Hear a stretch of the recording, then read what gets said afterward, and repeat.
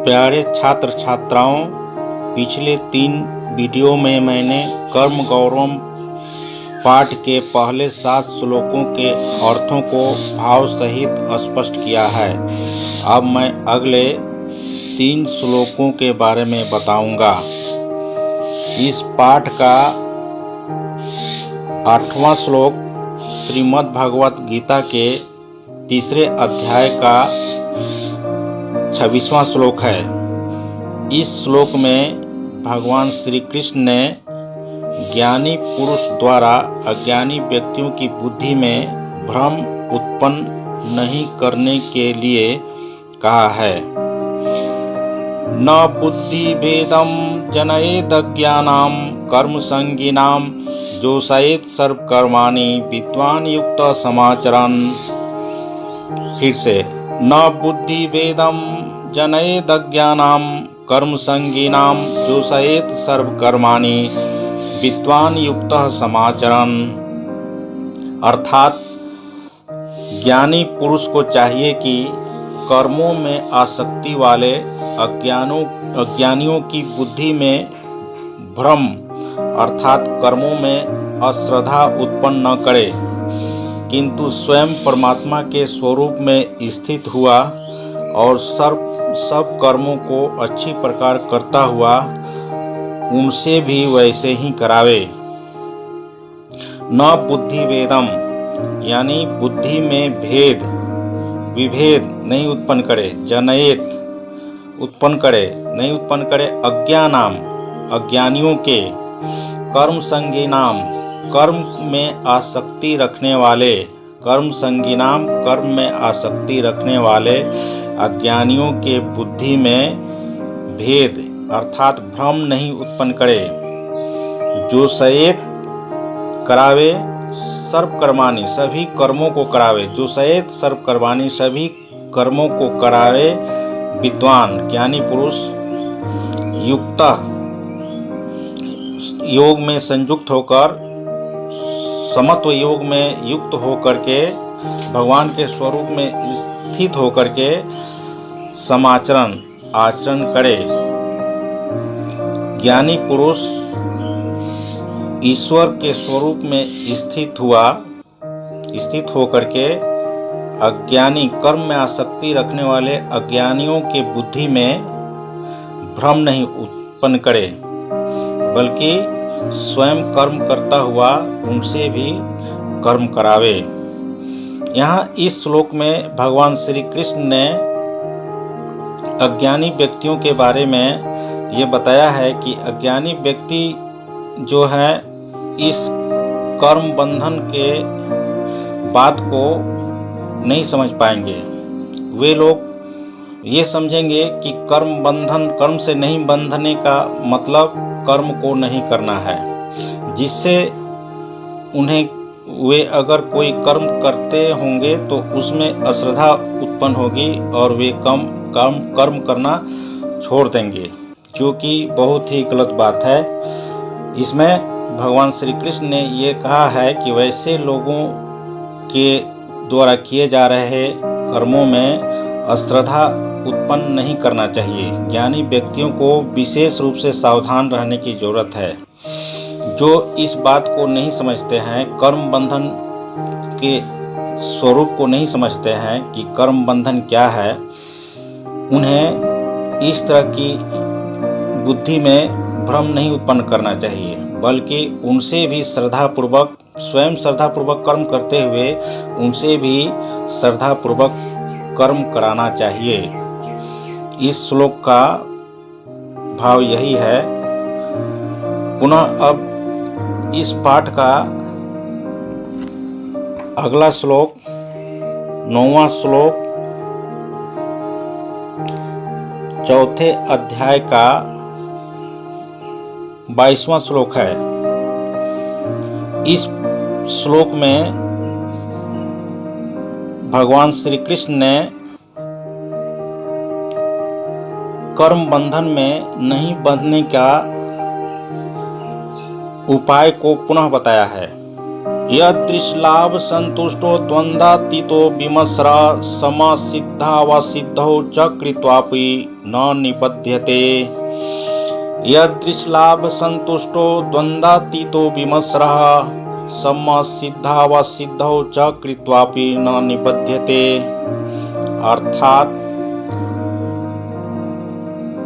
अपने आप जो कुछ आप प्राप्त हो उसमें ही संतुष्ट रहने वाला और हर्ष शोक आदि द्वंद्वों से अतीत हुआ तथा मत्सरता अर्थात ईर्ष्या से रहित, सिद्धि और असिद्धि में समत्व भाव वाला पुरुष कर्मों के करके भी नहीं बचता है। जैसा कि पिछले श्लोकों में भी इस तरह की बातें बताई गई है, उसी को पुनः यहाँ स्पष्ट किया जा रहा है। यदृच्छ अपने आप स्वतः ही, यदृच्छ अपने आप जो कुछ भी लाभ प्राप्त हो, यदृच्छ लाभ संतुष्ट हो, जो कुछ भी अपने आप जो कुछ भी लाभ प्राप्त हो उसमें संतुष्ट होकर, द्वंद्वातीतो द्वंद्व को छोड़कर, द्वंद्व से रहित होकर, विमर्शा ईर्ष्या से रहित होकर के,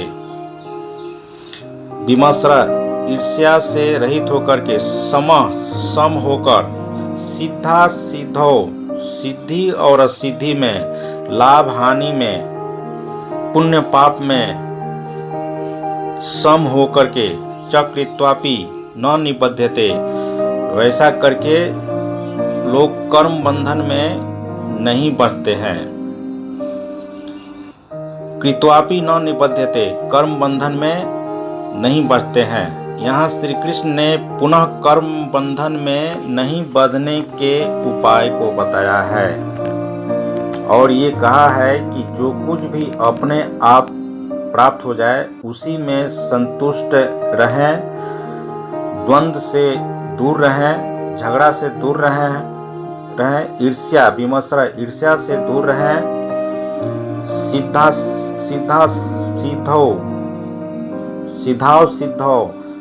सिद्धि और असिद्धि को समान समझे, लाभ और हानि को समान समझे और इस तरह समान समझ करके जो कर्म करता है वो कर्म करके भी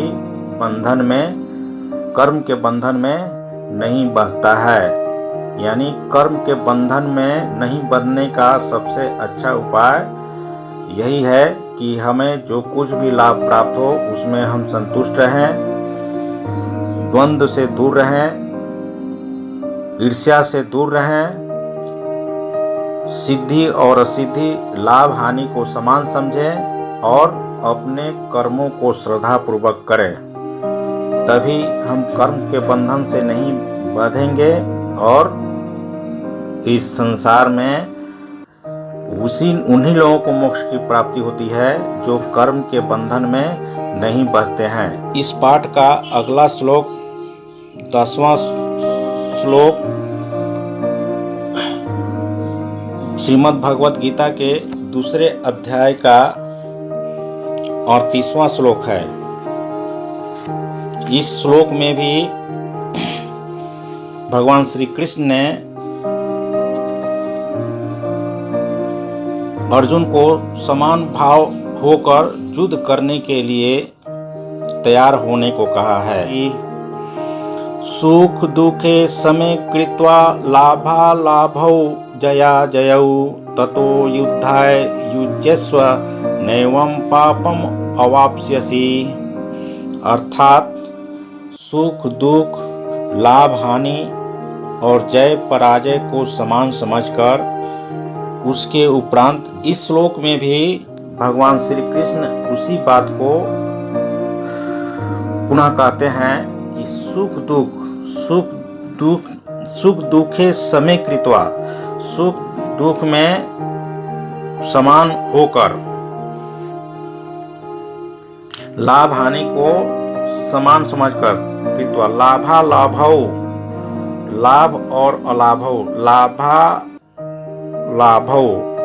लाभ और हानि को समान समझकर, जया जयौ, जय और अजय, जय और पराजय को भी समान समझकर, ततो युद्धाय, तब युद्ध के लिए, युज्यस्व, तैयार हो। अर्जुन को पुनः भगवान श्री कृष्ण कहते हैं कि आप युद्ध में सुख और दुख को समान समझ करके, लाभ और हानि को समान समझ करके, जय और पराजय को समान समझ करके तब युद्ध के लिए तैयार हुए। और इस तरह युद्ध करने से पाप को नहीं प्राप्त होंगे, क्योंकि अर्जुन ने श्री कृष्ण से युद्ध प्रारंभ होने के पहले, गीता के उपदेश देने के पहले यही कहा था कि हम इतने अपने सगे संबंधियों को, अपने गुरु को, अपने पितामह को मारेंगे तो उससे हमें पाप की प्राप्ति होगी, और इस पाप का छुटकारा बहुत ही मुश्किल होगा। इसी बात को भगवान श्री कृष्ण स्पष्ट करते हुए कहते हैं कि सुख और दुख को समान समझ करके, लाभ और हानि को समान समझ करके, सुख दुख, लाभ हानि, जय पराजय को समान समझ करके, ततो युद्धाय युज्यसे, तब युद्ध के लिए तैयार होइए। नैवं पापम अवाप्स्यसि, तब पाप को प्राप्त नहीं होंगे। क्योंकि पहले उन्होंने बताया है कि समान भाव से होकर अगर हम कोई कर्म करते हैं तो हमें पाप की प्राप्ति नहीं होती है। इसीलिए भगवान श्री कृष्ण ने उन्हें पुनः सुख दुख, लाभ हानि, जय पराजय को समान समझ करके युद्ध के लिए तैयार होने के लिए कहा है। अस्तु पुनर्मिलामः।